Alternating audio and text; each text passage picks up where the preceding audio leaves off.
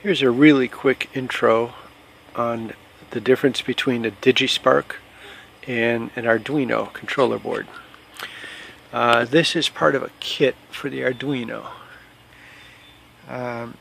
Here's the Arduino board. It's this one. It's bolted onto this breadboard development kit. You get that with it if you buy the whole development kit. You get a bunch of components. You get LEDs, switches, and all kinds of stuff in it, and they give you programs so you could run stuff right off the bat. Here's a motor, a stepper motor.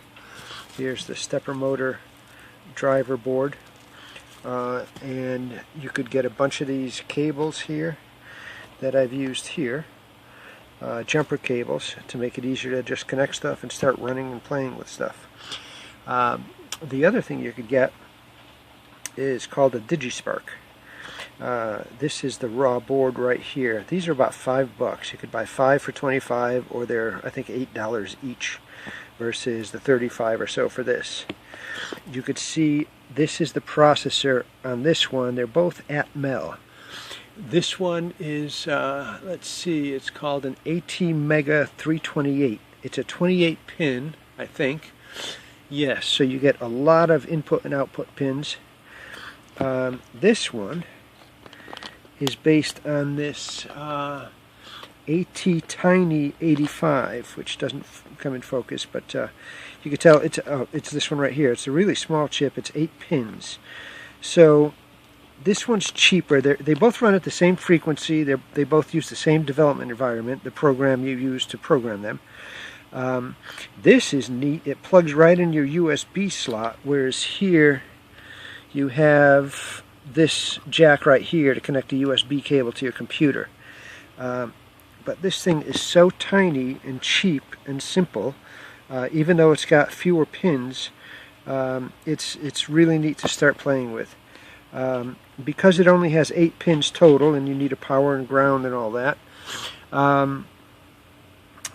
you have very limited I/O, inputs and outputs.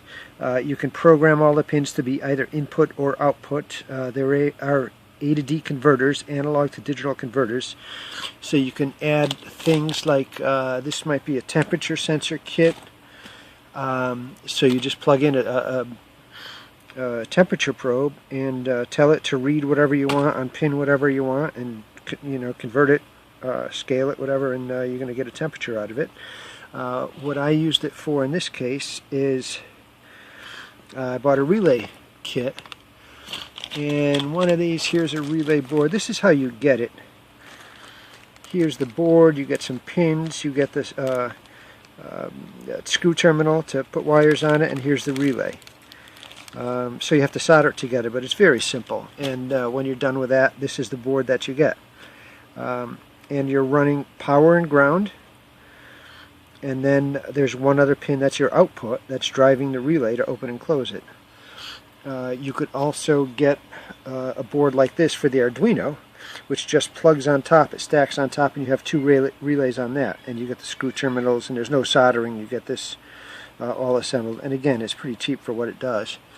They are very similar relays. I'm not going to read the specs on each one yet, but for example, this little one here they're both Omron relays, 5 amp 30 volts or 5 amp at 250 volts AC.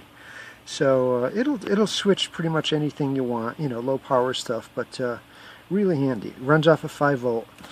The Digispark board will run off of anything from I think 5 volts to 35 volts. When you plug the USB into the computer, it automatically fires up and starts running, or you could program it. Or you could run a separate lead for 5 volts to power the board. So that's basically the pieces you have to play with.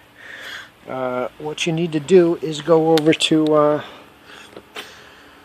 Arduino, www.arduino.cc, I think is, and I'll put up these links later, and download this development environment, which you can't see. IDE is Integrated Development Environment.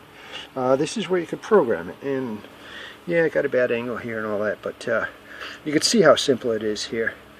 You're telling it to set pin 4 as an output, and then you're going to loop here, and this just blinks a LED on and off, and in the same way it could turn the relay on and off. So you delay for a second, turn it on, delay for a second, turn it off, and loop around on that. So it's super easy to program and read inputs and outputs, and but I'm getting an error here. That's a whole different story. And that's it for basically what we're doing, and I'll show you how